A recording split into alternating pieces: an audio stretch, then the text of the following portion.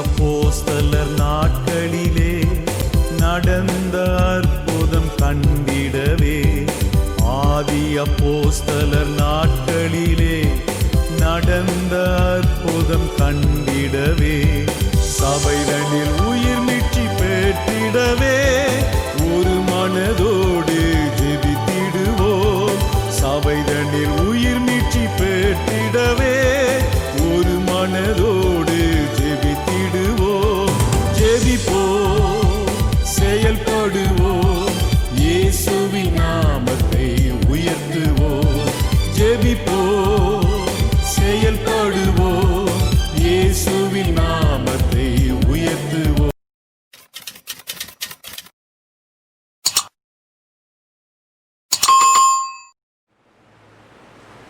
கர்த்தரும் இரட்சகருமாயிருக்கிற இயேசு கிறிஸ்துவின் நாமத்தினாலே உங்களை வாழ்த்துகிறேன்.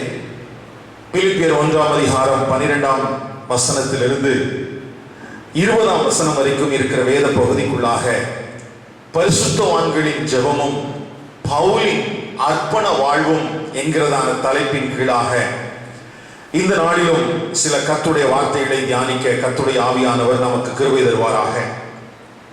இங்கே அப்போஸ்தலனாகிய பவுல் ரோமாபுரியிலே சிறைச்சாலையில் அடைக்கப்பட்டிருந்த காலகட்டத்தில் அங்கே இருக்கிற ஜனங்கள் கர்த்தராகிய கிறிஸ்து இயேசுவினுடைய சுவிசேஷத்தை அறிவிப்பதற்கு அவர்கள் துணிந்திருக்கிறார்கள் என்கிற வார்த்தையை நாம் 14ஆம் வசனத்திலே வாசிக்கிறோம்.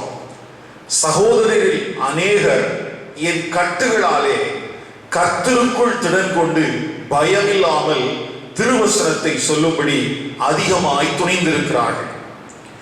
அரண்மனை எங்கும் இருக்கிற அநேக அந்த ரோமாபுரியின் போர் சேவர்கள் கூட கர்த்தருடைய சுவிசேஷத்தை அவர்கள் தைரியமாய் மற்றவர்களுக்கு சொல்லக்கூடிய விதத்திலே அந்த கால சூழல்கள் மாறிவிட்டது என்று தான் சிறைப்பட்டு இருக்கிற அந்த காலத்திலேயும் ஆண்டவர் தனக்கு செய்திருக்கிற நன்மையான காரியங்களைத்தான் முதலாவது சொல்லியிருக்கிறார். அதை தொடர்ந்து 15ஆம் வசனத்திலேயும் 16வது வசனத்திலேயும் அங்கே எழுதப்பட்டிருக்கிற காரியங்களை நாம் கவனிக்க வேண்டும். சிலர் பொறாமையினாலும் விரோதத்தினாலும் சிலர் நல் மனதினாலும் கிறிஸ்துவை பிரசங்கிக்கிறார்கள். கவனிங்கள், அப்போஸ்தலனாகிய பவுல் ரோமாபுரியின் சிறைச்சாலையில் இருக்கிறார்.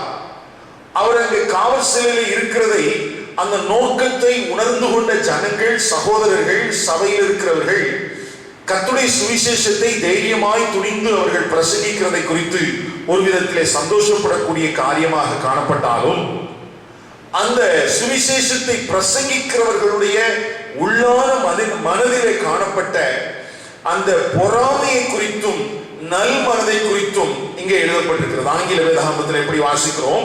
Right motives and wrong motives. சுவிசேஷம் பிரசங்கிக்கப்பட்டது, ஆனால் அதற்கு பின்பதாக இருந்த நோக்கம் சிலருக்கு தவறாக இருந்தது, சிலருக்கு சரியானதை செய்தார்கள். இதை நீங்கள் நானும் புரிந்து கொள்வதற்கு நான் இப்படி ஒரு எக்ஸாம்பிள் சொல்லட்டும்.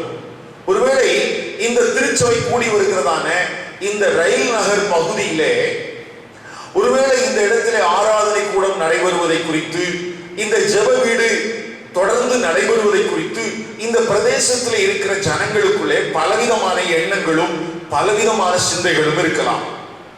இப்படி ஒரு வித்தியாசமான சூழலுக்கு மத்தியிலே தான் இந்த திருச்சபையின் ஆராதனைகளும் ஜெபங்களும் நடந்து கொண்டு வருகிறது. காரியங்கள் இப்படி இருக்கும்போது இந்த பிரதேசத்திலே இருக்கிற ஜனங்களுக்கு சுவிசேஷத்தை அறிவிக்கிறோம் என்று சொல்லி ஒருவேளை யாராகிலும் இந்த பிரதேசத்தை குறித்த அறிவு இல்லாமல், இந்த பிரதேசத்திலே வாடுகிற ஜனங்கள் எப்படிப்பட்டவர்கள் என்றோ, அல்லது இந்த பிரதேசத்திலே கிறிஸ்துவின் சுவிசேஷத்தை குறித்து, கிறிஸ்துவின் ஊழியக்காரர்களை குறித்து அவர்கள் என்ன நினைக்கிறார்கள் என்றோ அறியாதவர்களாக ஒருவேளை சுவிசேஷம் அறிவிக்கிறதற்கு வருகிறார்கள் என்று வைத்துக் கொள்ளுங்கள். அப்படி இங்கே சுவிசேஷம் அறிவிப்பதற்காக அவர்கள் கடந்து வரும்போது இரண்டு விதத்திலே அதை பார்ப்பதற்கு வாய்ப்பு இருக்கிறது. ஒன்று, எல்லாருக்கும் சுவிசேஷம் அறிவிக்கப்பட வேண்டும் என்பதற்காக நல்மனதோடு இவர்கள் சுவிசேஷத்தை அறிவிக்கிறார்கள் என்கிற கண்ணோட்டத்திலே நாம் பார்க்கலாம். இன்னொன்று, இங்கே கூடி வருகிற திருச்சபைக்கு ஏதோ ஒரு விதத்திலே இங்கே இருக்கிற ஜனங்கள் விரோதமாக எழும்ப வேண்டும் என்பதற்காக தவறான நோக்கத்தோடு கூட சுவிசேஷத்தை அறிவிப்பதாகவும் நாம் அதை எடுத்துக்கொள்ளலாம். அதே போலத்தான் அன்றைக்கு அப்போஸ்தலனாகிய பவுல் ரோமாபுரியின் சிறைச்சாலையில் இருக்கிற போது அங்கே இருந்த சூழல்களை புரிந்து கொள்ளாமல், அல்லது அந்த அப்போஸ்தலனாகிய பவுலுக்கு இன்னமும் அதிகப்படியான ஒரு பழுவை கொடுக்கும்படியாக சிலர் பொறாமையினாலே, சிலர் நல் மனதினாலே கிறிஸ்துவை பிரசங்கித்தார்கள். இந்த கிறிஸ்துவை பிரசங்கித்ததை குறித்து அல்லது சுவிசேஷம் பிரசங்கித்ததை குறித்து அவர்கள் தவறான உபதேசக்காரர்கள் அல்ல, அல்லது அவர்கள் தவறான உபதேசத்தை ஜனங்களுக்கு போதிக்கவில்லை. அவர்களுடைய நோக்கம் அல்லது அவர்களுடைய எண்ணம் எப்படி இருந்தது என்றால், அப்போஸ்தலனாகிய பவுலுக்கு இன்னமும் அதிகப்படியான காவலை கொடுக்கக்கூடிய அப்படிப்பட்ட தவறான எண்ணமுடையவர்களாயிருந்தார்கள். ஆகவே தான் அங்கே பொறாமையினால் என்று எழுதப்பட்டிருக்கிறது.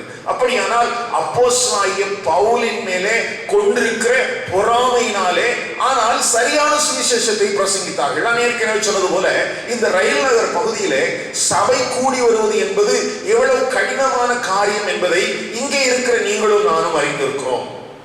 ஆனால் இங்கே ஒருவேளை நாம் நன்றாக இருக்கிறோம் என்பது போல நினைத்துக் கொண்டு, அல்லது நமக்கு நல்லது செய்வது போல நினைத்துக் கொண்டு யாராகிலும் இங்கே சுவிசேஷம் அறிவிக்க வருகிறதுனாலே அது நிமித்தமாக நமக்கு இங்கே ஒரு கடினமான சூழ்நிலை எழுப்பப்படும் அல்லவா?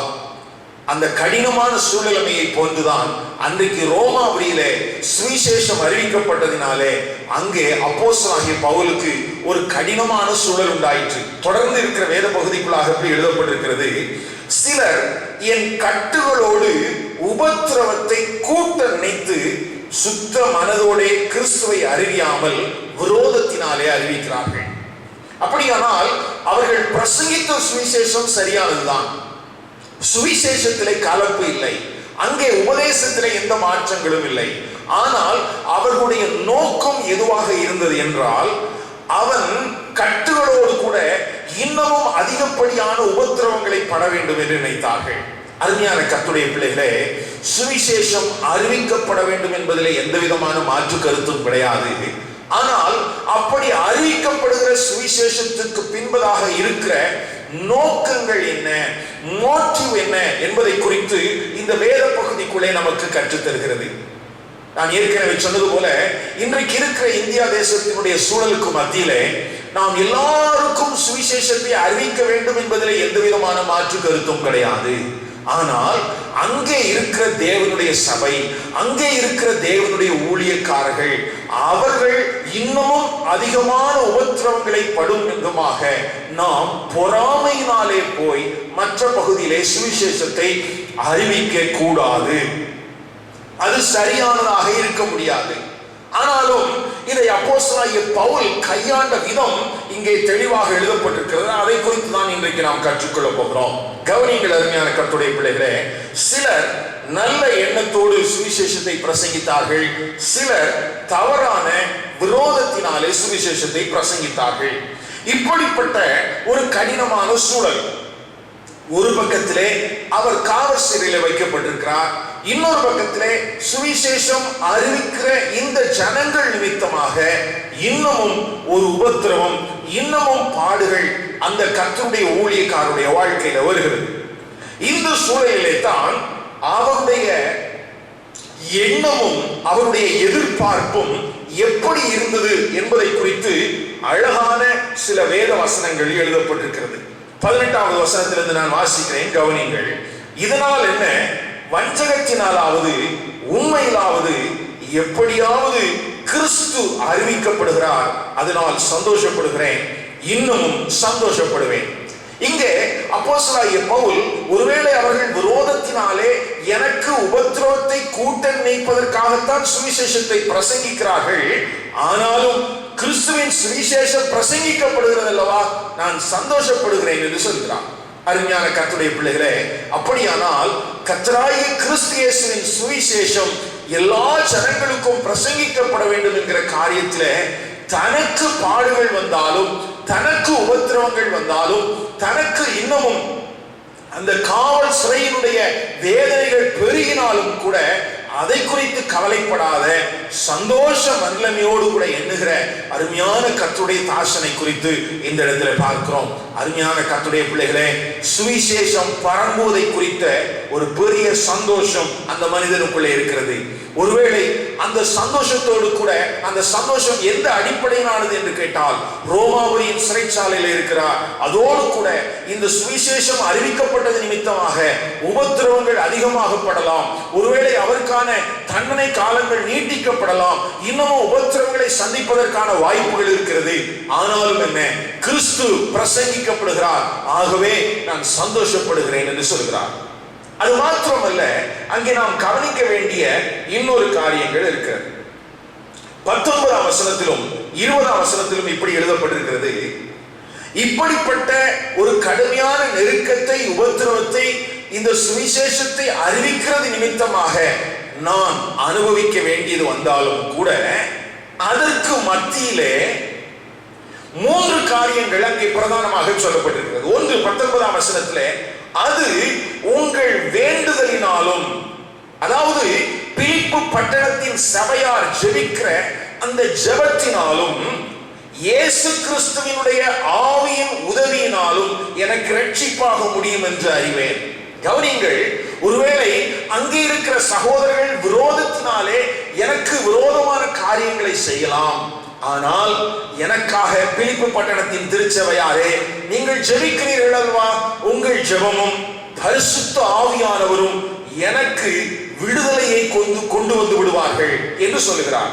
அது மாத்திரமல்ல, 20ஆம் வசனத்தில் எப்படி எழுதப்பட்டிருக்கிறது, நான் ஒன்றிலும் வெட்கப்பட்டு போகாமல் எப்பொழுதும் போல இப்பொழுதும் மிகுந்த தைரியத்தோட ஜீவனால் ஆகிலும் சாவினால் ஆகிலும் கிறிஸ்து என் சரீரத்தினாலே மகிமைப்படுவார் என்று எனக்கு உண்டாயிருக்கிற வாஞ்சைக்கும் நம்பிக்கைக்கும் தக்கதாய் முடியும். அருமையான கர்த்தருடைய பிள்ளைகளே, இங்கே அப்போஸ்தலனாகிய பவுல் 3ஆவதாக குறிப்பிடுகிற காரியம், எப்பொழுதும் போல இப்பொழுதும் நான் ஒன்றிலும் வெட்கப்பட்டு போக மாட்டேன். கவனிங்கள், இங்கே சூழ்நிலைமைகள் கடுமையாகிறதை குறித்து இந்த தேவனுடைய தாசனுக்குள்ளாக அவனுக்குள்ளே கலக்கம் உண்டாகவில்லை, மாறாக சந்தோஷம் உண்டாகிறது.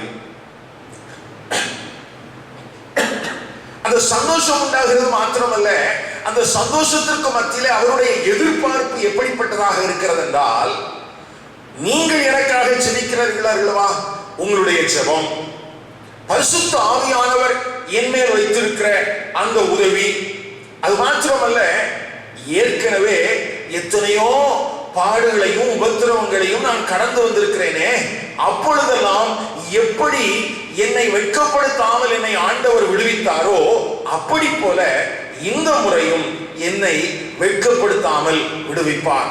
ஒருவேளை நான் சாவினால் ஆகிலும் அல்லது ஜீவனால் ஆகிலும் எப்படி ஆகிலும் கிறிஸ்து என் சரீரத்தினாலே மகிமைப்படுவார் என்று எனக்கு உண்டாயிருக்கிற வாஞ்சை. கவனிங்கள், இங்கே அப்போஸ்தலனாகிய பவுலுக்குள்ளே காணப்பட்ட ஒரு அர்ப்பண வாழ்வை குறித்து நாம் அறிந்திருக்க வேண்டிய அவசியம் உண்டு. கவனிங்கள், இந்த நாளின் செய்திக்கான அந்த பகுதிக்கு போவதற்கு முன்பதாகவே இந்த ஆழமான ஒரு அர்ப்பணம் உள்ள வாழ்வு நமக்குள்ளே உண்டாக பரிசுத்த ஆவியானவர் கிருபை செய்வாராக. அந்த அப்போஸ்தலனாகிய பவுலுக்குள்ளே இருக்கிற அந்த ஒரு அர்ப்பணத்தை பாருங்கள். நான் வாழ்ந்திருந்தாலும் சரி, நல்லது மறித்திருந்தாலும் சரி, எப்படியானாலும் என் சரீரத்தினாலே கிறிஸ்து மகிமைப்பட வேண்டும். கவனிங்கள், ஒருவேளை தனக்கு பாடுகள் வந்தாலும், தனக்கு உபத்திரவங்கள் வந்தாலும், ஒருவேளை வாழ்வானாலும் சாவானாலும் கிறிஸ்துவின் சுவிசேஷம் பிரசங்கிக்கப்பட வேண்டும், கிறிஸ்து என்னில் மகிமைப்பட வேண்டும். இதுவே அந்த தேவனுடைய மனுஷனுடைய ஒரு தீராத ஒரு அர்ப்பணமாக இருந்தது, வாஞ்சையாக இருந்தது, நம்பிக்கையாக இருந்தது. இந்த காலை நேரத்தில் இந்த கர்த்தருடைய வார்த்தைகளை கேட்கிற உங்கள் வாழ்க்கையிலையும் என்னுடைய வாழ்க்கையிலையும் இப்படிப்பட்ட ஒரு அர்ப்பணம் இருக்குமானால், இப்படிப்பட்ட ஒரு வாஞ்சையும் நம்பிக்கையும் இருக்குமானால், நீங்களும் நானும் பிரச்சனைகளை பார்த்து சோர்ந்து போகிறவர்களாக அல்ல, நீங்களும் நானும் இந்த பிரச்சனைகளை பார்த்து துவண்டு விடுகிறவர்களாக அல்ல, மாறாக அதற்கு மத்தியிலே சந்தோஷத்தோடு, அதற்கு மத்தியிலே கிறிஸ்து மகிமைப்படுவார் என்கிறதிலேயும், கிறிஸ்துவின் சுவிசேஷம் எல்லா ஜாதிகளுக்கும் ஜனங்களுக்கும் பிரசங்கிக்கப்பட வேண்டும் என்கிறதிலே மாத்திரமே நாம் கவனமுள்ளவர்களாக இருப்போம். அப்படியானால் என்ன அர்த்தம்? ஏற்கனவே நான் சொன்னது போல நெருக்கங்களுக்கு மத்தியிலே, உபத்திரவங்களுக்கு மத்தியிலே, இந்த ரயில் நகர் பகுதியிலே இந்த திருச்சபையானது கூடி வந்தாலும் கூட, இப்படி கூடி வருகிற இந்த இடத்திலே வந்து யாராகிலும் பொறாமை கொண்டு சுவிசேஷம் அறிவிக்கப்பட்டாலும், அந்த பொறாமை கொண்டு சுவிசேஷம் அறிவிக்கப்படுகிறதையும் கூட சந்தோஷமாய் பார்க்கிற மனநிலைமை, பரவாயில்லை நான் சொல்லாத இந்த சுவிசேஷத்தை இவர்கள் சொல்லிவிட்டார்களே என்று சந்தோஷப்படக்கூடிய விதத்திலே நம்முடைய மனநிலைமை இருக்கும். மாத்திரமல்ல, அந்த சந்தோஷப்படக்கூடிய மனநிலையோடு கூட நமக்கு உபத்திரவங்கள் பெருகினாலும், பாடுகள் பெருகினாலும், நெருக்கங்கள் பெருகினாலும், அதற்கு மத்தியிலே நான் வெட்கப்பட்டு போக மாட்டேன். எப்படியானாலும் நான் உயிரோடு இருந்தாலும், நான் ஜீவனோடு இருந்தாலும் கிறிஸ்து என்னில் மகிமைப்படுவார் என்கிற ஒரு வாஞ்சையும் நம்பிக்கையும் உள்ளவர்களாக நாம் வாழ முடியும். அருமையான கர்த்தருடைய பிள்ளைகளே, அப்படியானால் இந்த கால நேரத்தில் இந்த கர்த்தருடைய வார்த்தைகளை கேட்கிற உங்களுடைய வாழ்க்கையில உங்களுடைய நம்பிக்கை என்ன? உங்களுடைய வாஞ்சை என்ன? உங்களுடைய அர்ப்பணம் என்ன? இன்றைக்கு இருக்கிற சபையின் காலத்திலே இதெல்லாம் ஒரு கடைசரக்காக மாறி போய்விட்டது. இதெல்லாம் தவறான உபதேசம் போல ஜனங்களாலே பார்க்கப்படுகிற ஒரு காலத்திலே வாழ்கிறோம். இல்லை, கவனிங்கள், இந்த திருச்சபையினுடைய அந்த ஆதி சபையினுடைய காலத்திலே வாழ்ந்த பரிசுத்தவான்கள் எவ்வளவாய் கிறிஸ்துவின் சுவிசேஷம் பிரசங்கிக்கப்பட வேண்டும் என்பதற்காகவும், இந்த கிறிஸ்துவின் நாமம் மகிமைப்பட வேண்டும் என்பதற்காகவும் தங்களையே தாரை வார்த்தவர்களாக காணப்பட்டிருக்கிறார்களே. அப்படியானால் இந்த காலத்திலே வாழுகிற நீங்களும் நானும் எவ்வளவு அதிகமாய் கிறிஸ்துவுக்கு என்று நம்மை ஒப்புக் கொடுத்தவர்களாக, அர்ப்பணித்தவர்களாக வாழ வேண்டியது அவசியம். எனக்கு அருமையான கர்த்தருடைய பிள்ளைகளே, இப்படிப்பட்ட ஒரு அர்ப்பணவோடு வாழ்வோடு கூட நாம் வாழ்வோமானால் நீங்களும் நானும் சந்திக்கிற எந்த கடினமான சூழ்நிலைகளும், எந்த உபத்திரவங்களும், எந்த பாடுகளும் நம்மை ஒன்றும் செய்துவிட முடியாது. ஏனென்றால் நான் உயிரோடு இருந்தாலும் கிறிஸ்து என்னிலே மகிமைப்படுவார், நான் மரித்து போனாலும் கிறிஸ்து என்னிலே மகிமைப்படுவார். ஆகவே தான் அடுத்த வசனத்தில் எழுதப்பட்டிருக்கிறது, கிறிஸ்து எனக்கு ஜீவன், சாவு எனக்கு ஆதாயம். கவனிங்கள், அப்படியானால் இந்த கண்ணோட்டத்தின் அடிப்படையிலே தான் அப்போஸ்தலனாகிய பவுல் இந்த பிரச்சனையை பார்த்திருக்கிறார். அப்படியானால் விரோதம் கொண்டு சுவிசேஷத்தை அறிவித்தார்களே, அந்த விரோதத்தினாலே உங்களுக்கு உபத்திரவம் உண்டாகுமே. அந்த உபத்திரவங்கள் அதிகமாக உண்டானால் நீங்கள் ரோமாபுரியின் சிறைச்சாலையிலிருந்து விடுவிக்கப்பட முடியாதே. அப்போஸ்தலனாகிய பவுலே, அப்படியானால் நீர் என்ன செய்ய போகிறீர் என்று கேட்டால், இல்லை இல்லை இல்லை, நான் சந்தோஷப்படுகிறேன். கிறிஸ்துவின் நாமம் அங்கே சுவிசேஷம் அறிவிக்கப்படுகிறதை குறித்து எனக்கு ரொம்ப சந்தோஷம். அது மாத்திரமல்ல, ஒருவேளை உபத்திரவங்கள் கூடினால் கூட அதை குறித்து எனக்கு ஒன்றும் பிரச்சனை இல்லை, ஏன்னா கிறிஸ்து என்னில் மகிமைப்படுவார் என்று. ஆனால் அதோடு கூட சேர்த்து அவர் சாவை மேன்மைப்படுத்தி பேசவில்லை, இந்த இடத்திலே ஜீவனை மேன்மைப்படுத்தி பேசுகிற ஒரு காரியம் எழுதப்பட்டிருக்கிறது. அவர் என்ன சொல்ல விரும்புகிறார்? நீங்கள் ஜெபிக்கிறீர்களே, பிலிப்பு பட்டணத்தின் பரிசுத்தவான்களே, இயேசு கிறிஸ்துவின் இரத்தத்தினால் மீட்டுக் கொள்ளப்பட்ட தேவ சபையே, நீங்கள் எனக்காக வேண்டுதல் செய்கிறீர்கள் அல்லவா? உங்களுடைய ஜெபம் விருதாவாய் போகாது. உங்களுடைய ஜெபம் எனக்கு இரட்சிப்பாக முடியும். எனக்கு அருமையான கர்த்தருடைய பிள்ளைகளே, ஒருவேளை நம்முடைய திருச்சபையிலே 61 வாரங்களாக தொடர் சங்கிலி ஜெபத்திலே தொடர்ச்சியாக ஜெபித்து வருகிற ஜெப ஐக்கியத்திலே நீங்களும் நானும் இருக்கிறோம். கவனியுங்கள், இந்த ஜெப ஐக்கியத்திலே நீங்கள் செய்கிற வேண்டுதல், நீங்கள் செய்கிற ஜெபம், அது தேவனுடைய ஊழியனுக்கு இரட்சிப்பாகத்தான் முடியுமே ஒழிய, அது ஜீவனாகத்தான் முடியுமே ஒழிய, அது ஒருபோதும் உபத்திரவத்திற்கு நேராக கொண்டு செல்லாது என்கிற ஒரு நம்பிக்கையை இங்கே அப்போஸ்தலனாகிய பவுல் மூலமாக நாம் பெற்றுக் கொள்கிறோம்.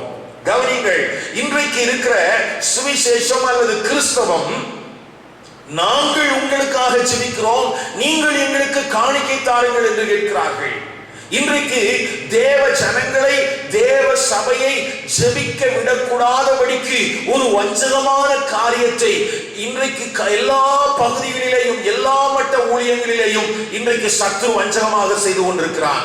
சவுல் ராஜாவாக இருந்த காலத்திலே பெலிஸ்தியர்கள் அந்த இஸ்ரவேலர்கள் ஆயுதங்களை உண்டு பண்ணக்கூடாதபடிக்கு அவர்கள் கவனமாய் பார்த்து கொண்டார்கள் என்று எழுதப்பட்டிருக்கிறது. யுத்தம் வந்தபோது அங்கே இருந்த சவுலுக்கும் அவனுடைய குமாரன் யோனத்தானுக்கும் மாத்திரமே இல்லாமல் ஒருவர் கையிலும் ஆயுதம் இல்லையாம். அப்படி நிராயுதவாணிகளாய் விடப்பட்ட இஸ்ரவேல் ஜனங்களைப் போல இன்றைக்கும் தேவ சபை ஜெபம் என்கிற வேத வசனம் என்கிற பட்டயத்தை இழந்துவிட்ட ஒரு சூழலிலே தான் காணப்படுகிறது. அப்படிப்பட்ட வஞ்சகமான தவறான போதனைகள் நிறைந்திருக்கிற இந்த காலத்திலே நீங்கள் ஜெபிக்க வேண்டாம், உங்களுக்காக நாங்கள் ஜெபிக்கிறோம் என்று சொல்கிற காலத்திலே தான் அப்போஸ்தலனாகிய பவுல் சொல்கிறார், பிலிப்பு பட்டணத்தின் பரிசுத்தவான்களை பார்த்து, ஐயா உங்களுடைய வேண்டுதல் எனக்கு ரட்சிப்பாக முடியும். அப்படியானால் இந்த அப்போஸ்தலன் ஜெபிக்காத அப்போஸ்தலனா? இல்லை, அவர் ஜெபிக்கிறவர் தான். அவர் தேவனுடைய சமூகத்திலே கண்ணீர் வடிக்கிறவர் தான். ஆனாலும் தேவ சபையின் ஜெபத்தின் மேன்மையை உணர்ந்திருந்தவராக இருந்தார். ஆகவே தான் ஒவ்வொரு நிருபத்திலேயும், ஒவ்வொரு பட்டணத்திற்கான நிருபத்திலேயும் ஜெபத்தை குறித்த ஆழமான வார்த்தைகள் எழுதப்பட்டிருக்கிறதை பார்க்க முடியும். கவனிங்கள் அருமையான கர்த்தருடைய பிள்ளைகளே, ஆதி திருச்சபை ஜெபத்திலே கட்டியமைக்கப்பட்டதாக இருந்தது.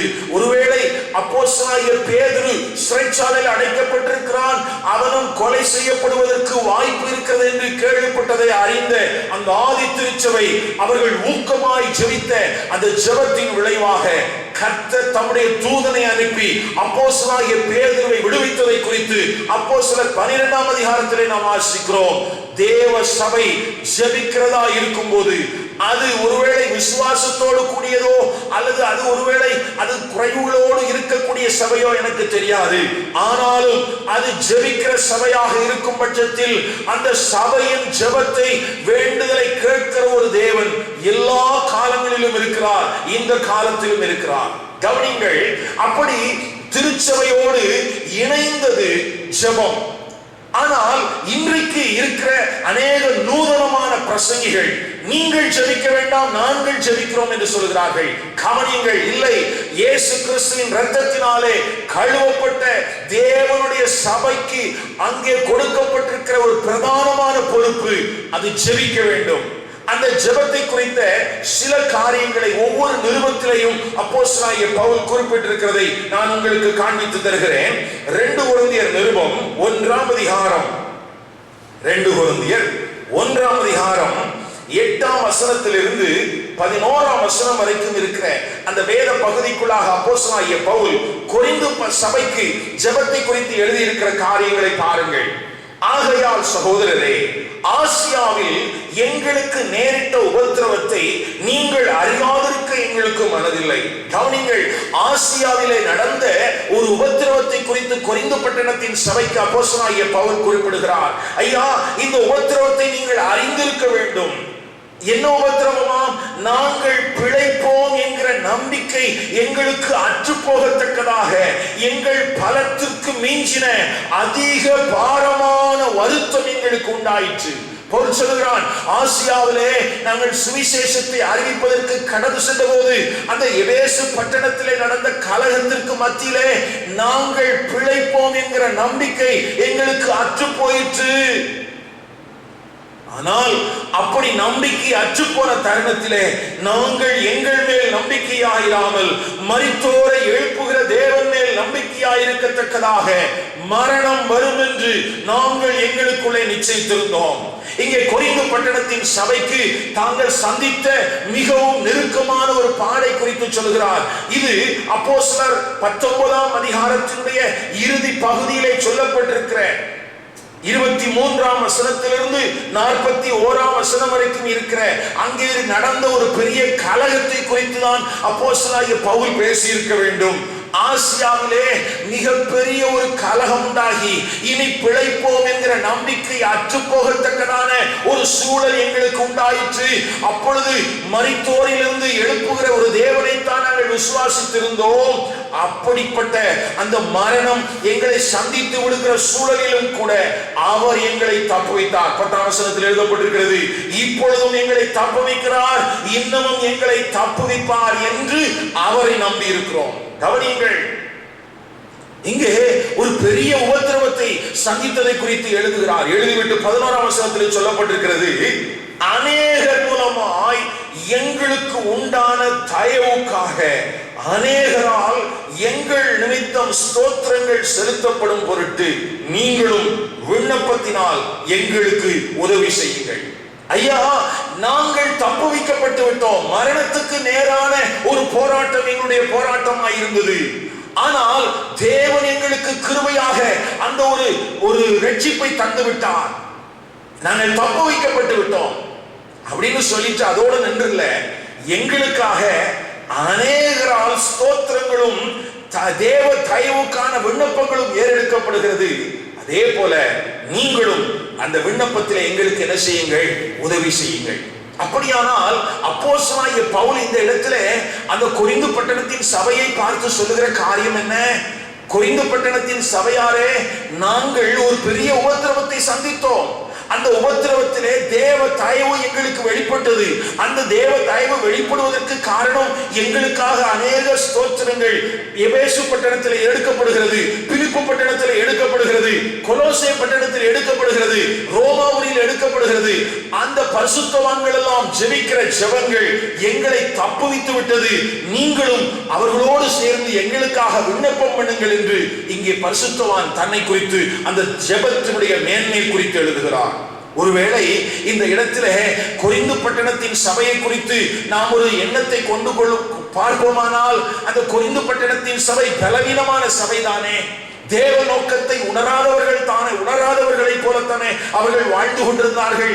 எத்தனை கடிந்து கொள்ளப்பட்டும் அங்கே வேசித்தனங்களும் விபச்சாரங்களும் அசுத்தங்களும் நிறைந்திருந்ததே. அந்த ஜனங்களுக்குள்ளே நாங்கள் எதற்காக சபைக்குள்ளே வந்தோம் என்கிற அந்த மேன்மையான காரியங்களை அறியாதவர்களாய் இருந்தார்களே. ஆனால் அப்படிப்பட்டவர்களிடத்திலும் கூட நீங்கள் எங்களுக்காக விண்ணப்பம் பண்ணுங்கள். அப்படியானால் அப்போஸ்தலனாகிய பவுலை பொறுத்தவரைக்கும் தான் சந்திக்கிற எந்த உபத்திரவங்களுக்கு மத்தியிலேயும் எந்த பாடுகளுக்கு மத்தியிலேயும் பரிசுத்தவான்கள் ஜெபிக்கிற ஜெபம் தனக்கு ரட்சிப்பை தரும் என்கிற ஒரு அசைக்க முடியாத நம்பிக்கை, அசைக்க முடியாத விசுவாசம் இருந்தது. கவனிங்கள். அப்படியானால் பிலிப்பு பட்டணத்தின் சபையாருக்கு உங்கள் வேண்டுதல் எனக்கு ரட்சிப்பாக முடியும் என்று அவர் சொல்வதற்கு காரணம் என்ன? ஏற்கனவே அப்படி ஜெபித்த ஜெபத்தின் விளைவாக ஆசியாவில் இருந்து அவர்கள் விடுவிக்கப்பட்டிருக்கிறார்கள். மரணத்திற்கு அவர்களுக்கும் சில அடித்தூரங்கள் மாத்திரம் இருந்தது. ஆனாலும் தேவன் அவர்களை தப்புவித்தார். இனியும் தப்புவிப்பதற்கு அவர் வல்லமையுள்ளவராய் இருக்கிறார். இங்கே தப்புவிக்கப்படுவதற்கு காரணமாக முதலாவது சொல்லப்படுகிற காரியம் சபையில் இருக்கிற பரிசுத்தவான்களுடைய ஜெபங்கள். The prayer of Philippians. ஒவ்வொரு பட்டணத்திலும் இருக்கிற தேவ சபை அது பலவீனப்பட்டதோ, அது குறைவுபட்டதோ, அது விசுவாசத்திலே பலப்பட்டதோ குறைவுபட்டதோ, எப்படியானாலும் அது செய்கிற ஜெபத்தின் பலனாக பரிசுத்தவான் அங்கே அவர் உபத்திரவங்களை சந்திக்கும் போது, மரணத்தை சந்திக்கிற தருணத்திலும் கூட கர்த்தர் அவருக்கு ரட்சிப்பை கொடுத்தாராம். அது மாத்திரமல்ல, இன்னொரு காரியத்தை கூட ரோமருக்கு எழுதின நிருபத்திலே நாம் வாசிக்கிறோம். ரோமர் 15ஆம் அதிகாரம் 32வது வசனத்திலே இப்படி எழுதப்பட்டிருக்கிறது, நீங்கள் தேவனை நோக்கி செய்யும் ஜெபங்களில் நான் போராடுவது போல நீங்களும் என்னோட கூட போராட வேண்டும் என்று நம்முடைய கர்த்தராகிய இயேசு கிறிஸ்துவின் நிமித்தம் ஆவியானுடைய அன்பு நிமித்தம் உங்களை வேண்டிக் கொள்கிறேன். அருமையான கர்த்தருடைய பிள்ளைகளே, ரோமாபுரியின் சபைக்கு நிருபத்தை எழுதும் போதும் கூட அப்போஸ்தலனாகிய பவுல் அந்த சபையாரிடத்தில் சொல்கிறார், ஐயா, நான் தேவனை நோக்கி செய்யும் ஜெபங்களில் எப்படி ஒரு போராட்ட உணர்வுள்ளவனாக, ஒரு அனல் உள்ளவனாக, ஒரு ஆர்வம் உள்ளவனாக, ஊக்கமாக நான் ஜெபித்துக் கொண்டிருக்கிறேனோ அப்படி போல என்னோடு ஆவியில இணைந்து நீங்களும் ஜெபியுங்கள் என்று சொல்கிறார். கவனிங்கள் அருமையான கர்த்தருடைய பிள்ளைகளே, அப்படியானால் வேத வசனத்தின்படியான சபையும் வேத வசனத்தின்படியான ஊழியமும் எந்த அடிப்படையில் இயங்குகிறது என்றால், எவ்வளவு பெரிய பரிசுத்தவான்களாக இருந்தாலும் அந்த பரிசுத்தவான்கள் சபையிடத்திலே சொல்லுகிற காரியம் என்ன?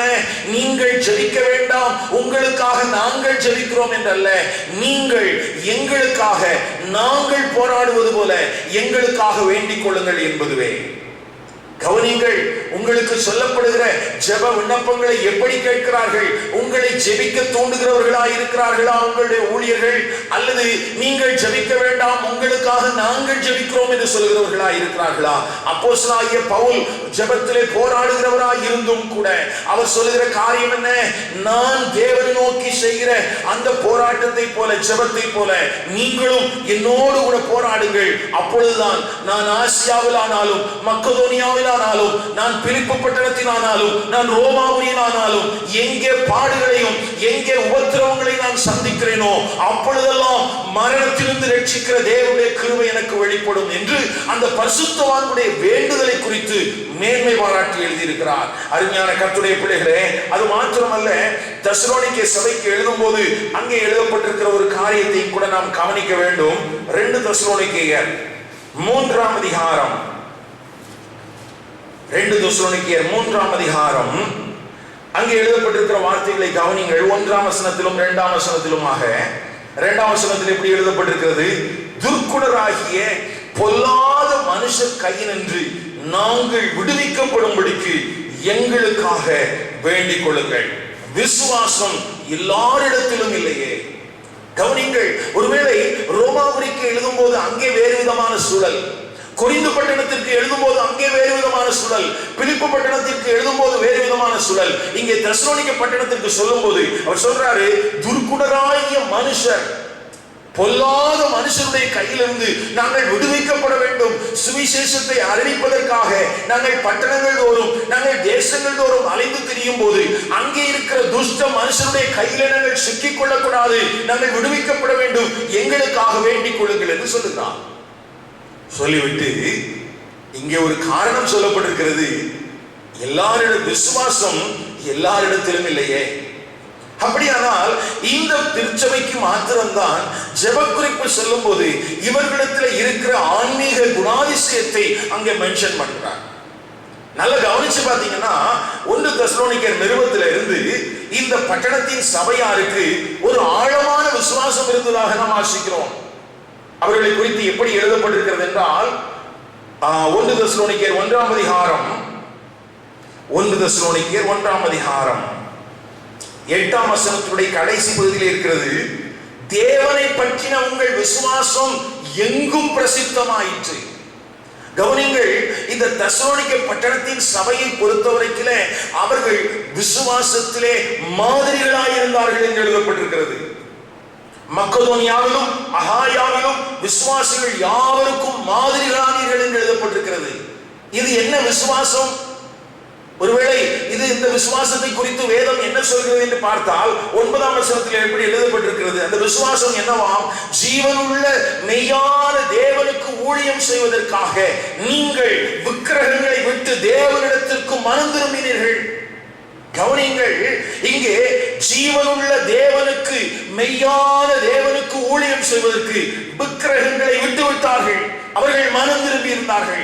அருமையான கர்த்தருடைய பிள்ளைகளே, இந்த தெசலோனிக்கே பட்டணத்தாருடைய விசுவாசம் என்ன? அவர்கள் எப்படிப்பட்ட விசுவாசம் உள்ளவர்களாய் இருந்தார்கள்? அவர்கள் மெய்யான தெய்வம் யார் என்பதை அறிந்திருந்தார்கள். ஒன்று. இரண்டாவது, அதற்காக எவைகளையெல்லாம் விட வேண்டுமோ அவைகளையெல்லாம் விட்டு தேவன் பட்சமாக மனம் திரும்பியிருந்தார்கள். அதுவே அவர்கள் கொண்டிருந்த ஒரு பேரான விசுவாசம். கவனிங்கள், இன்றைக்கு அநேக நேரத்திலே விக்கிரகங்களை சேவித்து தேவனை அறிந்து கொள்வதற்காக வருகிற தேவ ஜனங்களுக்குள்ளே காணப்படுகிற ஒரு காரியம் என்னவென்றால், அநேக தெய்வங்களுக்குள்ளே இயேசுவும் ஒரு தெய்வம் என்பது போலத்தான் அநேகருடைய மனநிலைமைகள் இருக்கிறது.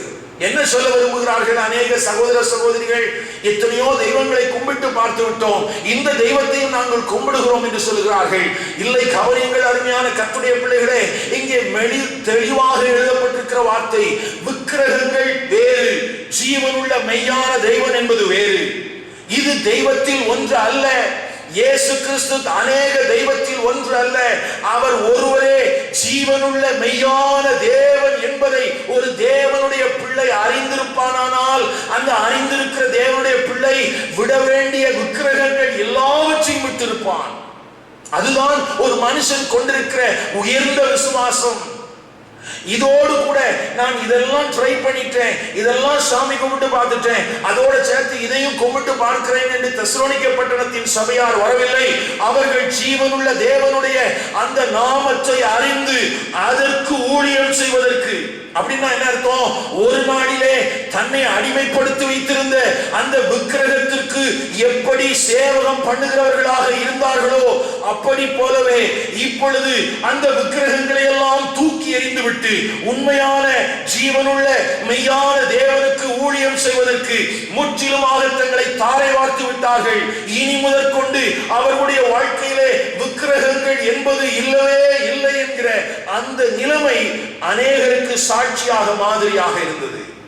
அருமையான கர்த்தருடைய பிள்ளைகளே, இன்றைக்கு கர்த்தரை பின்பற்றுகிற உங்கள் வாழ்க்கையிலே நீங்கள் விக்கிரகங்களை விட்டு விட்டீர்களா? அல்லது விக்கிரகங்களை சேர்த்து ஆராதித்துக் கொண்டிருக்கிறீர்களா? ஏதோ பல தெய்வங்கள் சொல்லப்படுகிறதை போல இதுவும் ஒரு தெய்வம் என்பது போல நீ ஆண்டவராகிய இயேசு கிறிஸ்துவை நீ விசுவாசிப்பாயானால் அது அல்ல விசுவாசம். நீ ஏற்கனவே எதை சேவித்துக் கொண்டிருந்தாயோ அதை விட்டுவிட்டு முழு மனதோடு, முழு இருதயத்தோடு, முழு ஆத்மாவோடு, முழு பலத்தோடு ஜீவனுள்ள மெய்யான தெய்வமாகிய ஆண்டவராகிய இயேசு கிறிஸ்துவை விசுவாசிக்கிற விசுவாசமும் அதை தொடர்ந்து நீ ஜெபிக்கிற ஜெபம் அநேகருக்கு பிரயோஜனம் உள்ளதாக இருக்க முடியும். கவனிங்கள், இப்படி இவர்கள் விசுவாசம் உள்ளவர்களாக இருந்திருந்தாலும் இவர்களை குறித்து தொடர்ந்து எழுதப்பட்டிருக்கிற வார்த்தைகளை குறித்து நாம் கவனமாய் கவனிக்க வேண்டிய அவசியம் இருக்கிறது. அதே 1 தெசலோனிக்கேயர் 3ஆம் அதிகாரத்திலே இவர்களுக்காக அங்கே பவுல் ஜெபிக்கிற ஜெபத்தை குறித்து எழுதப்பட்டிருக்கிறது. உங்கள் முகத்தை கண்டு உங்கள் விசுவாசத்தின் குறைவுகளை நிறைவாக்கும் பொருட்டு இரவும் பகலும் மிகவும் வேண்டிக் கொள்கிறோமே. ஐயா, 1வது அதிகாரத்திலே விக்கிரகங்களை விட்டு ஜீவனுள்ள தேவன் பட்சமாய் திரும்பின அந்த விசுவாசத்தை குறித்து வேதாகமம் பரிசுத்த ஆவியானவர் மெச்சிக்கொண்டாலும் அவருடைய விசுவாச குறைவுகள் நீங்க வேண்டும் என்பதற்காகவும் இன்னொரு புறத்திலே ஜெபங்கள் ஏறெடுக்கப்பட்டிருக்கிறது. அப்படியானால் இந்த தெசலோனிக்கே பட்டணத்தின் சபை ஏதோ வானத்திலிருந்து அப்படியே விழுந்து விட்ட விசுவாசத்திலே மிகவும் வல்லவர்கள் என்று சொல்லிவிட முடியாது. அவர்கள் ஒரு பக்கத்திலே கர்த்தர் பெயரிலே வைராக்கியம் கொண்டது உண்மைதான். ஆனால் அவர்களுக்குள்ளும் விசுவாசத்தின் குறைவுகள் இருந்ததாகத்தான் எழுதப்பட்டிருக்கிறது. தொடர்ந்து இந்த வேத பகுதிகளை வாசித்துக் கொண்டே வருகிற போது அவர்கள் எப்படிப்பட்டவர்களாக இருந்தார்களாம்? 2 தெசலோனிக்கேயர் 1ஆம் அதிகாரம் 3ஆம் வசனத்தில் எப்படி எழுதப்பட்டிருக்கிறது பாருங்கள். உங்கள் விசுவாசம் மிகவும் பெருகுகிறபடியினால். கவனிங்கள், அவர்கள் விசுவாசத்திலே மேம்பட்டவர்களாய் மாதிரிகளாய் இருந்தார்கள். ஆனால் இடைப்பட்ட காலத்தில் வரும்போது அவர்கள் விசுவாசத்திலே குறைவுள்ளவர்களாய் இருந்தார்கள். அதற்காக அங்கே கர்த்தருடைய ஊழியம் ஜெபிக்கிற ஜெபம் எழுதப்பட்டிருக்கிறது. அதை தொடர்ந்து அந்த விசுவாசத்திலே அவர்கள் பெருகுகிற காரியங்களை குறித்து சொல்லப்பட்டிருக்கிறது. அப்படியானால் ஒருவேளை இந்த அருமையான கர்த்தருடைய பரிசுத்தவான்களுடைய ஜீவியத்திலே கர்த்தராகிய இயேசு கிறிஸ்துவை சொந்த இரட்சகராக ஏற்றுக்கொண்ட போது அவர்களுக்குள்ளே இருந்த விசுவாசம் காலப்போக்கிலே கொஞ்சம் குறைந்திருக்கலாம். ஆனாலும் கர்த்தருடைய வார்த்தையை கேட்கிறதிலும் கர்த்தருடைய ஜெபத்தினாலும் அங்கே அவருடைய விசுவாசத்திலே அவர்கள் கட்டப்பட்டவர்களாக பெருகுகிறவர்களாக மாறி இருந்தார்கள். அதை குறித்து தொடர்ந்து எழுதும் போதுதான் அப்போஸ்தலனாகிய பவுல் 2 தெசலோனிக்கேயர் 3ஆம் அதிகாரம் 2ஆம் வசனத்தில் எழுதியிருக்கிறார், விசுவாசம் எல்லாரிடத்திலும் இல்லையே. அப்படியானால் இவர்களுக்குள்ள தடுமாற்றங்கள் இருந்தது உண்மைதான். ஆனா விதைக்கப்பட்ட வேத வசனம், அவர்களுக்காக ஜெபிக்கப்பட்ட ஜெபங்கள், இவைகளின் பலனாக அவர்கள் விசுவாசத்திலே பெருகுகிறவர்களாக இருந்தார்கள். ஒரு குறிப்பிட்ட சூழலிலே மற்றவரிடத்தில் இல்லாத அளவுக்கு அவர்கள் விசுவாசம் உள்ளவர்களாக இருந்தார்கள். அருமையான கர்த்தருடைய பிள்ளைகளே, ரோமா திருச்சபைக்கு எழுதும் போது நான் போராடுவது போல என்னோடு கூட நீங்கள் போராடுங்கள் என்று சொல்கிறார். தெசலோனிக்கே பட்டணத்தின் திருச்சபையாருக்கு எழுதும் போது துஷ்ட மனுஷனுடைய கையிலிருந்து விடுவிக்கப்படும்படி எனக்காக வேண்டிக் கொள்ளுங்கள், எல்லாரிடத்திலும் விசுவாசம் இல்லையே, உங்களிடத்தில் விசுவாசம் இருக்கிறது என்று சொல்கிறார். கொரிந்து பட்டணத்தின் திருச்சபைக்கு எழுதும் போது மரணத்துக்கு சமீபமாயிருந்தோம், தப்புவிக்கப்படுவோம் என்பதற்கான வாய்ப்பு இல்லை, ஆனாலும் எங்களை தப்புவித்தார், தப்புவித்திருக்கிறார், இனியும் தப்புவிப்பார், நீங்கள் எனக்காக விண்ணப்பம் பண்ணுங்கள். அதே போலதான் அங்கே பிலிப்பு பட்டணத்தின் திருச்சபையார் கொரிந்து அங்கே அப்போஸ்தலனாகிய பவுல் ரோமாபுரி சிறைச்சாலையில் இருக்கிறதை அறிந்து அவர்களும் ஜெபிக்கிறவர்களாக இருந்தார்கள், அவர்களும் விண்ணப்பம் பண்ணுகிறவர்களாக இருந்தார்கள், அவர்கள் வேண்டுதல் செய்கிறவர்களாக இருந்தார்கள். பவுல் சொல்கிறார், இங்கே அநேகர் விரோதத்தினாலே சுவிசேஷத்தை அறிவித்து எனக்கு உபத்திரவத்தை கூட்ட நினைக்கிறார்கள், ஆனாலும் உங்கள் ஜெபம் எனக்கு ரட்சிப்பை கொண்டு வரும் என்று விசுவாசிக்கிறேன் என்று சொல்கிறார். அருமையான கர்த்தருடைய பிள்ளைகளே, சூழ்நிலைகள் எவ்வளவு கடினமாக மாறினாலும் சரி, ஒருவேளை சட்ட திட்டங்களினாலே அப்படிப்பட்ட அந்த சூழல்கள் எழுப்பினாலும் சரி, அல்லது சிலர் விரோதம் செய்வதற்காகவே வந்து வேண்டுமென்றே காரியங்களை நடப்பித்து விரோதத்தினாலே நமக்கு உபத்திரவங்கள் கூடினாலும் சரி, இப்படிப்பட்ட கடினமான சூழல்களுக்கும் மத்தியிலையும் நீங்களும் நானும் ஜெபிக்கும் போது அந்த ஜெபத்தை கேட்கிற ஒரு தேவன் இருக்கிறார். ஆகவே தான் தேவ சபை, தேவனுடைய பரிசுத்தவான்கள் ஜெபிக்கிறவர்களாய் இருக்க வேண்டும்.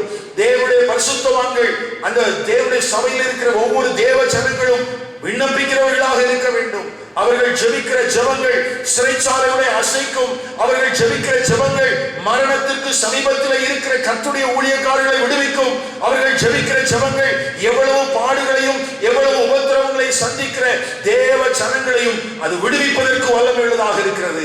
அருமையான கர்த்தருடைய பிள்ளைகளே, ஒருவேளை ஜெபத்திலே சோர்ந்து போயிருக்கிறீர்களோ, நான் ஜெபிக்கிறதுனாலே என்ன மாற்றம் வந்து விட போகிறது என்று நினைக்கிறீர்களோ? இல்லை, நீங்கள் செய்கிற வேண்டுதல்கள் மரணத்திற்கு சமீபமாயிருக்கிற கர்த்தருடைய ஊழியக்காரனை விடுவிக்கும். நீங்களும் நானும் ஜெபிக்கிற ஜெபங்கள், பரிசுத்தவான்களின் ஜெபங்கள், அநேகருக்காக நீங்களும் நானும் போராடுகிற அந்த போராட்டம் அநேகரை கர்த்தருக்கென்று வைராக்கியமாய் வாழ்வதற்கு தூண்டிவிடும். 4 வருடங்கள் ஆப்பிரிக்கா தேசத்திலே சுவிசேஷத்தை அறிவிப்பதற்காக கடந்து சென்ற ஒரு கர்த்தருடைய ஊழியக்காரர், அவர் இப்படி சொல்கிறார். அநேக தேசங்களிலே அவர் கர்த்தருடைய மிஷனரியாக இருந்த போதிலும் அவர் சொல்கிறார், 4 ஆண்டுகள் ஆப்பிரிக்கா தேசத்திலே நான் சுவிசேஷத்தை அறிவித்திருக்கிறேன். இந்த 4 வருஷத்துக்குள்ளே 30 முறை நான் கொடிய காய்ச்சலினாலே நான் ஒரு மரணத்திற்கு ஏதுவான போராட்டம் உடையவனாக இருந்தேன். அநேக முறை சிங்கம் போன்ற கொடிய மிருகங்கள் என்னை தாக்கி இருக்கிறது. எறும்பிலிருந்து உயர்ந்த காட்டு விலங்குகள் வரைக்கும் நான் தின்ன வேண்டிய ஒரு சூழலும் எனக்கு வந்திருக்கிறது. அது மாத்திரமல்ல, அங்கே இருக்கிற ஆப்பிரிக்காவில் இருக்கக்கூடிய கொடிய மனிதர்கள் எனக்கு விரோதமாக அநேக முறை எழும்பி இருக்கிறார்கள். யோசித்து பாருங்கள், 4 ஆண்டுகளுக்குள்ளாக அந்த மனிதன் சொல்கிறார், 30 முறை கொடிய நோயினாலே நான் தாக்கப்பட்டிருக்கிறேன், காய்ச்சலினாலே தாக்கப்பட்டிருக்கிறேன்.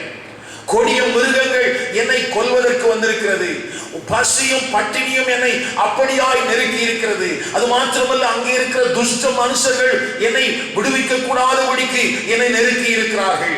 இவைகளெல்லாம் நான் சந்தித்திருந்தாலும் அந்த மனிதன் சொல்கிறார், இன்னொரு முறை என்னை ஆப்பிரிக்காவின் காடுகளுக்கு நீங்கள் அனுப்புவீர்கள் என்றால் நான் சந்தோஷமாக கிறிஸ்துவுக்காக, கிறிஸ்துவின் சுவிசேஷத்திற்காக நான் கடந்து செல்வதற்கு ஆயத்தமாயிருக்கிறேன் என்று சொல்கிறார்.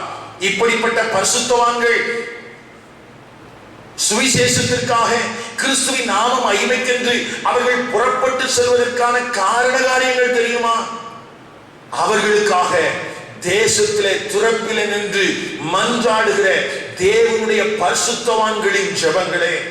ஒருவேளை முகமறியாத அந்த சுவிசேஷகனுக்காக, முகமறியாத மிஷனரிக்காக, முகமறியாத ஏதோ ஒரு தேசத்தில் இருக்கிற ஏதோ ஒரு கிராம பகுதியில ஊழியம் செய்கிற சபையில் இருக்கிற தேவனுடைய பிள்ளைகள் ஜெபிக்கிற ஜெபங்கள், அநேக பரிசுத்தவான்கள் கர்த்தருக்கு வாஞ்சையோடு, கர்த்தருக்கு பெரிய நம்பிக்கையோடு நிற்பதற்கு அது பெரிய உதவியாக இருக்கிறது.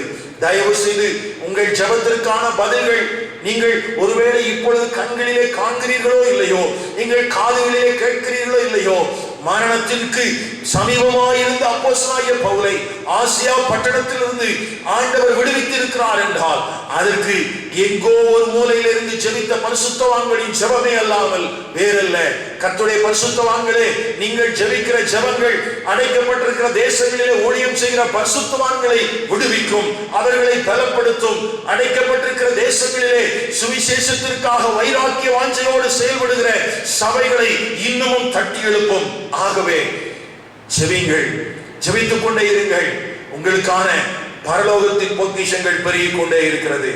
அடுத்ததாக அப்போஸ்தலனாகிய பவுல் இந்த பிலிப்பு பட்டணத்தின் திருச்சபையாருக்கு எழுதுகிற இன்னொரு காரியத்தை குறித்து நாம் பார்க்கலாம். பிலிப்பியர் 1ஆம் அதிகாரம் 19ஆம் வசனம் முதல் பகுதியிலே நாம் பார்த்தோம், அது உங்கள் வேண்டுதலினாலும் உங்கள் ஜெபத்தினாலும். அடுத்தது, இயேசு கிறிஸ்துவினுடைய ஆவியின் உதவியினாலும் எனக்கு ரட்சிப்பாக முடியும். கவனிங்கள், இங்கே ரோமாபுரியிலே அவர் அனுபவித்துக் கொண்டிருக்கிற அந்த தண்டனை, அதோடு சேர்ந்து உபத்திரவங்கள் கூட்டப்பட வேண்டும் என்பதற்காக பிரசங்கிக்கப்பட்ட, விரோதத்தினால் பிரசங்கிக்கப்பட்ட சுவிசேஷங்கள், இவைகளுக்கு மத்தியிலே அவர் பார்க்கிற பார்வை என்ன? பிலிப்பு பட்டணத்தின் சபையே, நீ ஜெபிக்கிற ஜெபம் எனக்கு ரட்சிப்பை கொண்டு வரும். இரண்டாவதாக அவர் சொல்லுகிற காரியம், இயேசு கிறிஸ்துவினுடைய ஆவியின் உதவி. அப்படின்னா என்ன? பரிசுத்த ஆவியானவரால் எனக்கு கொடுக்கப்படுகிற உதவி. கவனிங்கள், இந்த பரிசுத்த ஆவியானவரை குறித்தும் இன்றைக்கு திருச்சபைகளிலே பலவிதமான போதனைகளும் நூதனமான காரியங்களும் வந்துவிட்டது. அப்போஸ்தலனாகிய பவுல் இந்த பரிசுத்த ஆவியானவருக்கு எந்த விதத்திலும் முரண்பட்டவர் அல்ல. ஏனென்றால் அவர் ரட்சிக்கப்பட்ட ஆரம்ப நாள் முதற்கொண்டு அவருடைய வாழ்க்கையினுடைய எல்லா பகுதிகளிலேயும் பரிசுத்த ஆவியானவராலே இயக்குவிக்கப்படுகிற, பரிசுத்த ஆவியானவராலே வழிநடத்தப்படுகிற ஒரு அப்போஸ்தலனாக காணப்பட்டார். அப்போஸ்தலனாகிய பவுல் தன்னுடைய நிருபங்களை எழுதினதற்கான ஒரு முக்கியமான ஒரு சாட்சியாக அவர் எழுதியிருக்கிற வேத வசனத்தை வாசிக்கலாம். 2 தீமோத்தேயு 3ஆம் அதிகாரம் 16ஆம் வசனத்தில் எப்படி எழுதப்பட்டிருக்கிறது? வேத வாக்கியங்கள் எல்லாம் தேவ ஆவியினால் அருளப்பட்டிருக்கிறது. கவனிங்கள், தேவனுடைய வேத வாக்கியங்கள் எல்லாம் தேவ ஆவியினால் அருளப்பட்டவைகள். அப்படியானால் 13 அல்லது 14 நிருபங்களை எழுதின இந்த அப்போஸ்தலனாகிய பவுலுக்கு வேத வாக்கியங்கள் எல்லாம் தேவ ஆவியினால் அருளப்பட்டது. தேவ ஆவியினால் வேத வாக்கியங்களை அருளப்பட்ட இந்த பெற்றுக்கொண்ட மனிதன் தான் சொல்லுகிறான், பரிசுத்த ஆவியானவருடைய உதவியினாலே எனக்கு ரட்சிப்பாக முடியும். கவனிங்கள் அருமையான கர்த்தருடைய பிள்ளைகளே, எப்படி கர்த்தருடைய பரிசுத்தவான்களுடைய ஜெபங்கள் தனக்கு ரட்சிப்பை கொண்டு வரும் என்று விசுவாசிக்கிறானோ, ஒரு விடுதலையை கொண்டு, இந்த இடத்துல ரட்சிப்பு என்பது ஆத்தும ரட்சிப்பை அல்ல, இங்கே அந்த சிறைச்சாலையிலிருந்து விடுவிக்கப்படுகிற அந்த காரியத்தை குறித்து சொல்கிறது. கவனிங்கள், இப்பொழுது அங்கே பரிசுத்த ஆவியானவரும் கூட எனக்கு ரட்சிப்பை கொண்டு வருவார் என்று சொல்கிறார். கவனிங்கள் அருமையான கர்த்தருடைய பிள்ளைகளே, இன்றைக்கு பரிசுத்த ஆவியானவர் ஏதோ ஒரு சில நபர்களுக்கு மாத்திரமே சொந்தமானவர் போல நான் நினைத்துக் கொண்டிருக்கிறோம். கவனிங்கள், அப்போஸ்தலனாகிய பவுலுடைய வாழ்க்கையில எழுதப்பட்ட வேத வாக்கியங்கள் எல்லாவற்றையும் தேவ ஆவியினால் அருளப்பட்டு தான் அவர் பெற்றுக்கொண்டார். இரண்டாவதாக அவரை குறித்து, பரிசுத்த ஆவியானவருக்கும் பவுலுக்குமான உறவை குறித்து பார்க்கும்போது அப்போஸ்தலர் 13ஆம் அதிகாரம் 2ஆம் வசனத்திலே அவர்கள் கர்த்தருக்கு ஆராதனை செய்து கொண்டிருக்கிற போது அங்கே பரிசுத்த ஆவியானவர் திருவிழம் பற்றினதை குறித்து நீங்களும் நானும் அறிந்திருக்கிறோம். அங்கே இப்படி எழுதப்பட்டிருக்கிறது, அவர்கள் கர்த்தருக்கு ஆராதனை செய்து உபவாசித்துக் கொண்டிருக்கிற போது பர்னபாவையும் சவுலையும் நான் அளித்த ஊழியத்திற்காக அவர்களை பிரித்து விடுங்கள் என்று பரிசுத்த ஆவியானவர் திருவிழம் பற்றினார். தேவ ஆவியின் ஏவுதலினாலே அருளப்பட்டவைகளை பெற்றுக்கொண்ட அப்போஸ்தலனாகிய பவுல், தேவ ஆவியானவராலே ஊழியத்திற்கென்று பிரித்து விடப்பட்ட அப்போஸ்தலனாகிய பவுல். அது மாத்திரமல்ல, அதே 13ஆம் அதிகாரம் 8ஆம் வசனத்திலிருந்து 12ஆம் வசனம் வரைக்கும் ஒரு மனிதனை குறித்து சொல்லப்பட்டிருக்கிறது. எலிமா என்கிற ஒரு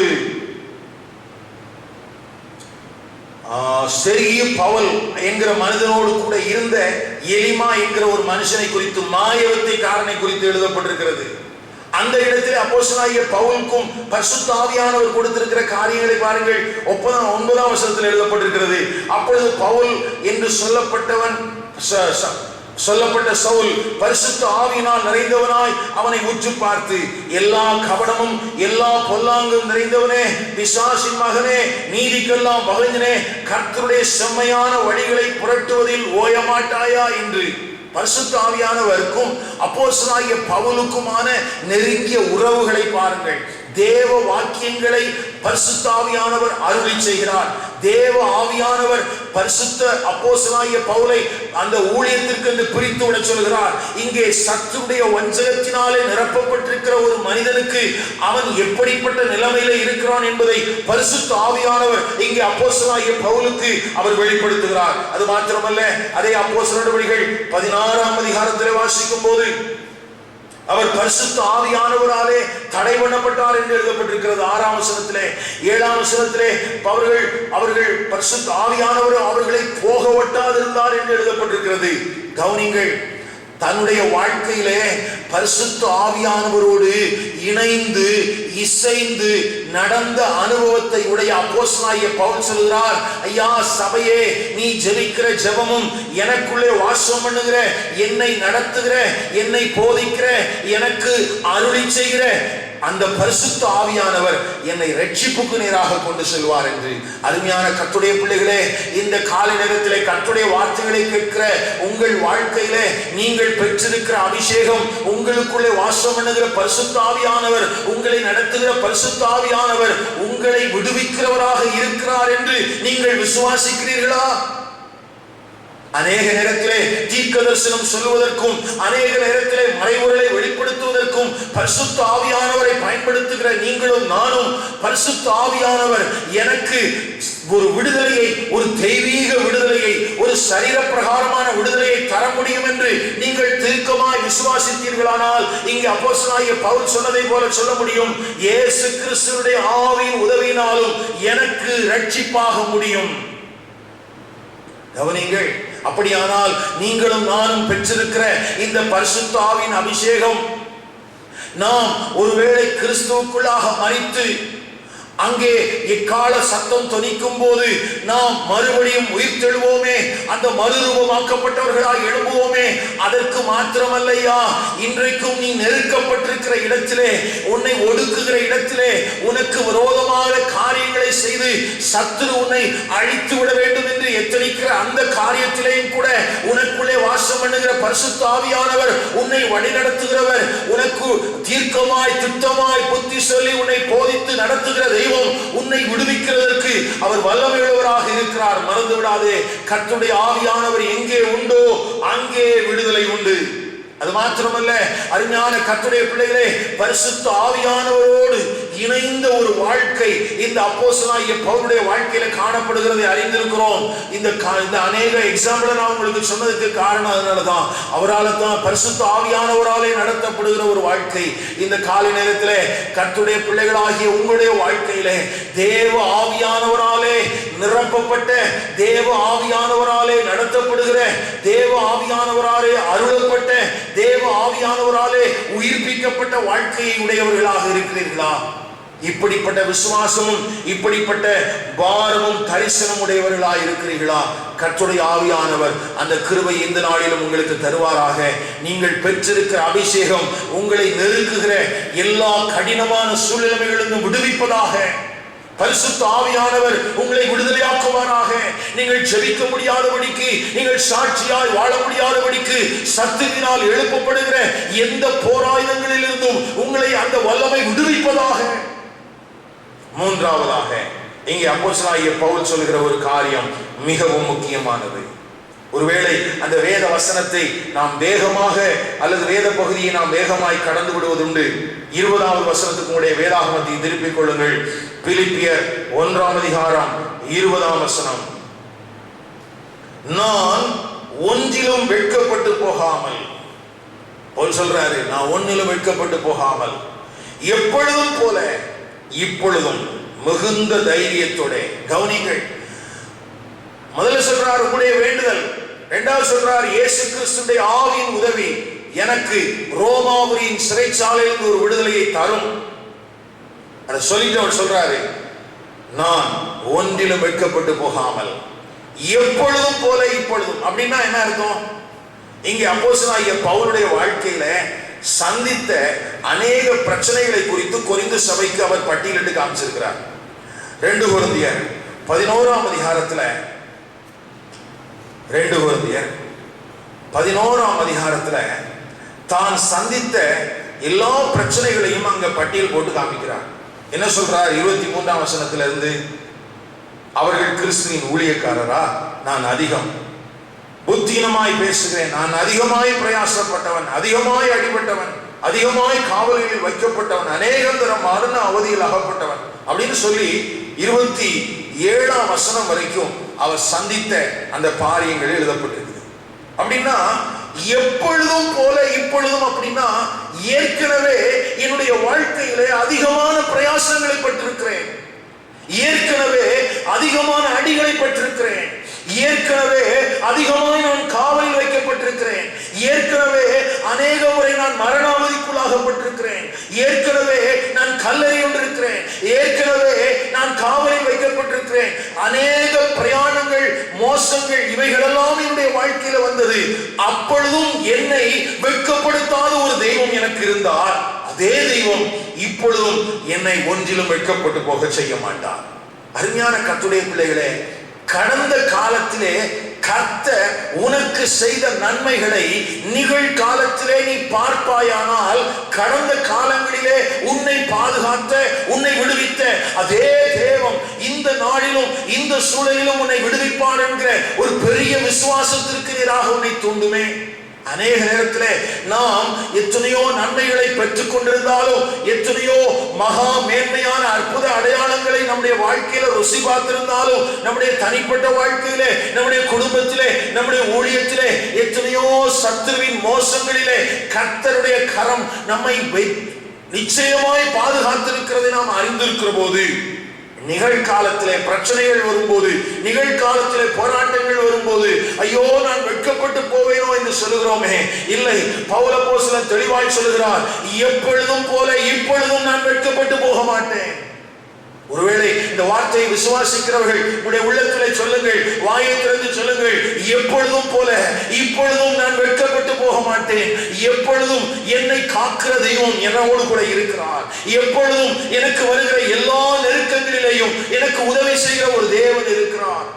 அப்படியானால் அந்த மனுஷனுடைய தீர்க்கமான ஒரு விசுவாசம் என்ன?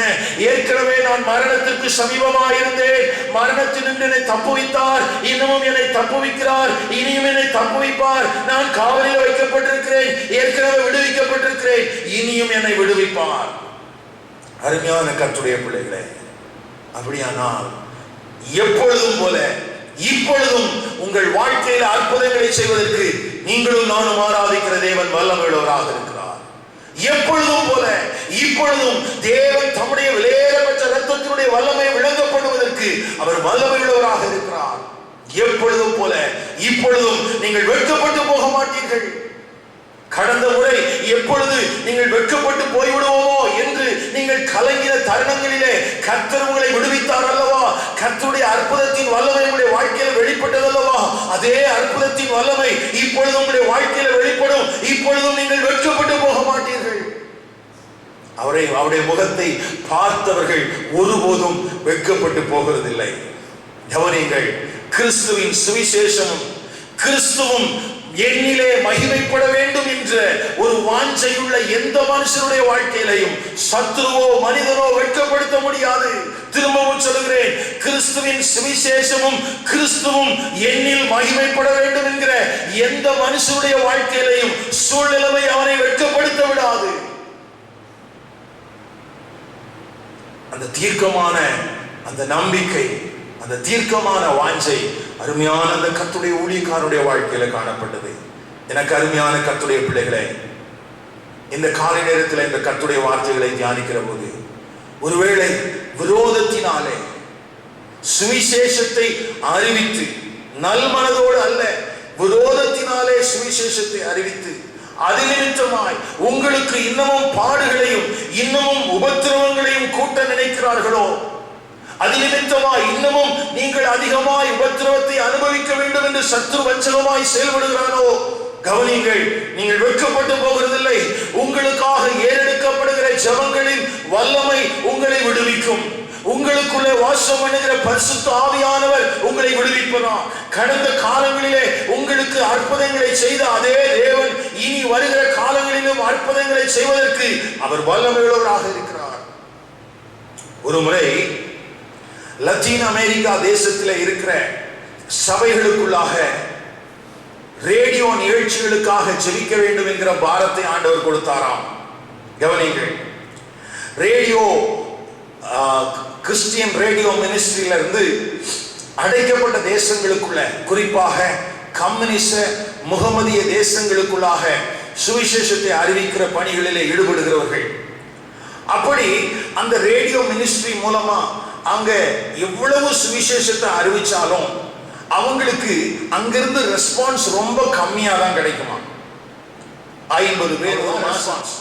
லட்சக்கணக்கான ஜனங்களுக்கு சுவிசேஷம் அறிவிக்கப்பட்டிருந்தாலும் அங்கிருந்து கிடைச்ச ஃபீட்பேக் வந்துட்டு ஒரு 50 அல்லது 60 பேர் தான்.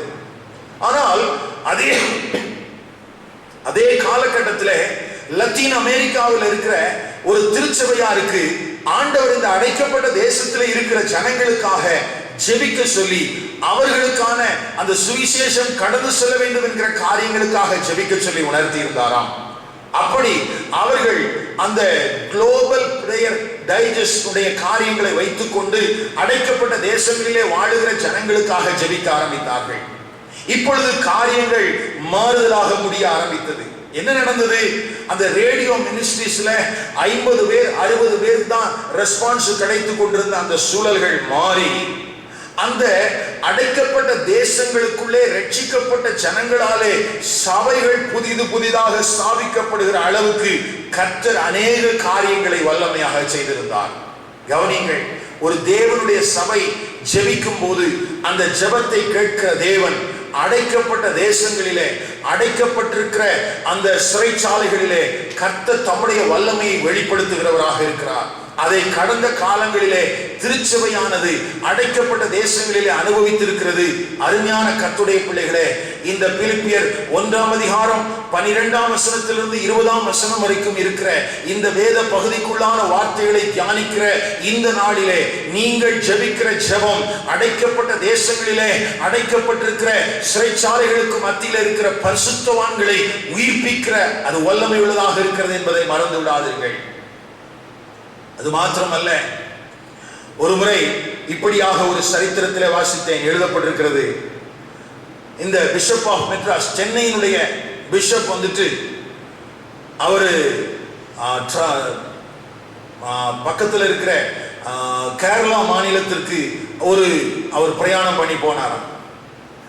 அப்படி அவரு ட்ரவாங்கூருக்கு அந்த பிரயாணம் பண்ணி போகும்போது அங்கே இருக்கிற ஒரு சிறு பிள்ளையை அவர்கள் அறிமுகப்படுத்தினார்கள் அந்த பிஷப்புக்கு. அந்த சின்ன பிள்ளைக்கு அவங்க கொடுத்திருந்த டைட்டில் என்னன்னா the child apostle. Child apostle அப்படின்னு சொல்லி அந்த சின்ன பிள்ளைக்கு அங்கே அவளுக்கு பெயரிடப்பட்டிருந்தது. அவளுக்குள்ள இருந்த காரியம் என்னன்னா, சுவிசேஷத்தை அறிவிக்க வேண்டும், கிறிஸ்துவை எப்படியாவது மற்றவர்களுக்கு கொண்டு செல்ல வேண்டும் என்கிற அந்த காரியங்கள் அவளுக்குள்ளே ஒரு தனியாத அளவுக்கு, ஒரு சிறு வயதா இருந்தாலும் அங்கே அவளுக்குள்ளே அப்படி இருந்தது.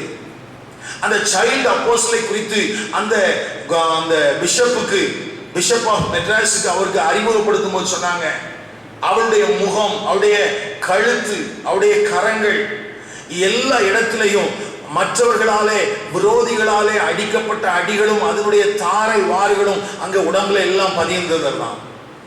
அப்போ அந்த அந்த மெட்ராஸ் பிஷப் அவங்கள பார்த்து, நீ அந்த பிஷப் வந்து கேட்கிறாங்க அந்த பிள்ளைகிட்ட, ஏம்மா எப்படி நீ இந்த சின்ன வயசுல உன் கழுத்துல உன்னுடைய முகத்துல எல்லாம் இப்படி உன்னை கொடுமைப்படுத்தி வச்சிருக்கிறாங்களே, எப்படி இதெல்லாம் நீ சகித்துக் கொள்ளுகிற, உன்னால எப்படி இதெல்லாம் தாங்க முடியுது, இது சாத்தியம் தானா அப்படின்னு சொல்லி அந்த பெண்ணிடத்திலே கேட்டாங்களாம். அதுக்கு அவ கேட்டாலாம், கிறிஸ்துவுக்காக நீங்கள் பாடுபட விரும்பவில்லையா? யோசிச்சு பாருங்க, ஒரு சின்ன பிள்ளை பிஷப்பை பார்த்து கேட்கிறா, நீங்கள் கிறிஸ்துவுக்காக பாடு அனுபவிக்க விரும்பவில்லையா? எனக்கு அருமையான கர்த்தருடைய பிள்ளைகளே, இந்த கேள்வியை ஒருவேளை இன்றைக்கு பரிசுத்த ஆவியானவர் உங்களிடத்திலே கேட்டால் நீங்கள் என்ன சொல்ல போகிறீர்கள்? அன்றைக்கு இருக்கிற அந்த பிஷப் என்ன பதில் சொன்னார் அப்படின்னு எனக்கு தெரியல. நிச்சயமா அவர் சொல்லியிருப்பார். இன்றைக்கா இருக்கிற பிஷப்பா இருந்தா சொல்லி இருக்கிறதுக்கு முடியாது. அன்னைக்கா இருக்கிற பழைய கொஞ்சம் காலத்துக்கு முந்தைய பிஷப்பா இருக்கிறதுனால அவர் சொல்லியிருப்பார், நிச்சயமாக நான் கிறிஸ்துவுக்காக நான் பாட அனுபவிப்பதற்கு ஆயத்தமாக இருக்கிறேன் என்று. அருமையான கர்த்தருடைய பிள்ளைகளே, இந்த அப்போஸ்தலனாகிய பவுல் கிறிஸ்துவுக்காக, கிறிஸ்துவின் சுவிசேஷத்திற்காக பாட அனுபவிப்பதற்கு துணிந்திருந்தார். அந்த பாடுகளை அவர் சந்தோஷமாக எண்ணினார். எப்படியானாலும் தன் சரீரத்தினாலே கிறிஸ்து மகிமைப்பட வேண்டும் என்பது மாத்திரமே அவருடைய வாஞ்சையா இருந்தது, அவருடைய நம்பிக்கையா இருந்தது. இந்த காலை நேரத்தில் கர்த்தருடைய வார்த்தைகளை கேட்கிற உங்களுடைய வாழ்க்கையில நீங்கள் கர்த்தர் பேரிலே கொண்டிருக்கிற வாஞ்சை என்ன, நீங்கள் கர்த்தர் பேரிலே கொண்டிருக்கிற நம்பிக்கை என்ன, இதெல்லாம் கொஞ்சம் மறுபரிசீலனை செய்ய வேண்டியது அவசியம் அருமையானவர்களே. ஏனென்றால் நூதனமான உபதேசங்களும் நூதனமான பிரசங்களும் மலிந்திருக்கிற இந்த காலத்துல, வேதத்தை விட்டு வழிதவறி போயிருக்கிற காலத்துல, சரியான சத்தியத்தின் பாதைக்கு நேராக நீங்களும் நானும் திரும்ப வேண்டியது மிகவும் அவசியம்.